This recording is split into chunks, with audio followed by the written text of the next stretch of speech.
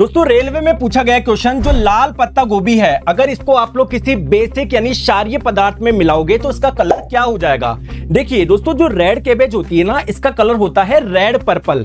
अब इसके पीछे कारण क्या है, क्योंकि इसमें एक पिगमेंट पाया जाता है जिसका नाम है एंथोसायनिन। जब हम लोग इस पत्ता गोभी को अम्लीय पदार्थ में या क्षारीय पदार्थ में डालोगे ना, तो इस एंथोसायनिन का स्ट्रक्चर में थोड़ा चेंज हो जाता है, जिसकी वजह से इस जो पत्ता गोभी है इसका भी कलर चेंज हो जाएगा।